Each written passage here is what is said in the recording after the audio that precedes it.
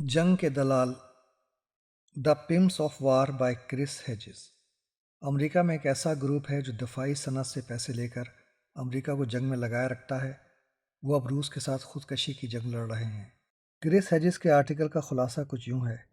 America में एक छोटा ग्रुप है जिसमें डेमोक्रेट्स और रिपब्लिकन्स शामिल हैं, जो अमेरिका को पिछले 20 साल से जंग में लगा रहे हैं। अब यही लोग बाइडन की हुकूमत में शामिल होकर रूस के साथ खुदकशी की जंग लड़ रहे हैं। ये लोग जंग के दलाल हैं, पेंटागन की कठपुतलियाँ, जो रियासत के अंदर एक और रियासत है। इनमें डिफेंस कॉन्ट्रैक्टर्स शामिल हैं, जो इन लोगों को और थिंक टैंक्स को भरपूर तरीके से फंड्स देते हैं।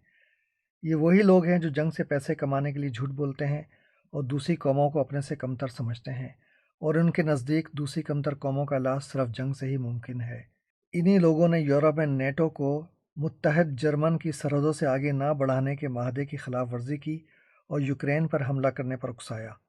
इन्हीं लोगों की वजह से अमेरिका ने इराक पर 90,000 टन के बमों की बारिश की और इराक का तमाम शहरी निज़ाम तबाह कर दिया, जबकि इराक का 9/11 के वाक़े से कोई ताल्लुक़ नहीं था।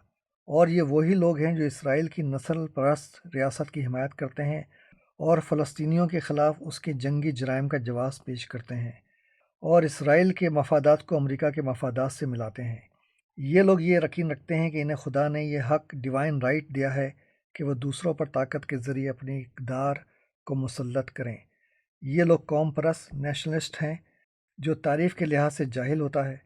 एक कौम परस्त बेफ़िक्र होता है, वो जानता है या सोचता है कि इसकी इक़्तिदार यानी वैल्यूज़ क्या हैं।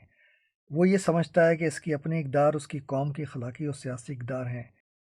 उसे इस बात से कोई दिलचस्पी नहीं कि दूसरों की क्या इक़्तिदार हैं, ये इसका मसला नहीं है, और इसे इस बात की तफ्तीश करने की कोई ज़रूरत नहीं कि दूसरों की क्या इक़्तिदार हैं। वो जैसा खुद है इसी तरह दूसरों को भी देखता है, यानी कि कौम परस्त नेशनलिस्ट। इन लोगों में जो बाइडन शामिल है, जो जंग के मामले में ट्रंप से बदतर है, क्योंकि ट्रंप रूस से जंग करने में कोई दिलचस्पी नहीं रखता था। इन लोगों का ख्याल है कि हमें रूस के साथ जंग करने में कोई फ़िक्र नहीं होनी चाहिए, क्योंकि पुतिन न्यूक्लियर हथियार इस्तेमाल नहीं करेगा।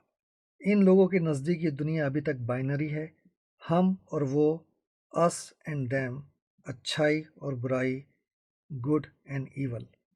जंगी सनत की तरफ से इन्हें बड़ी माली इमदाद दी जाती है। जब एक फ़ौजी मुदाखलत भड़क उठती है तो वो अगले को फ़रोग़ देने के लिए तैयार होते हैं। अगर हम इन्हें नहीं रोकते हैं तो ये सैयारे में ज़िंदगी को ख़त्म कर देंगे। आपका शुक्रिया इस पैगाम को सुनने और शेयर करने का।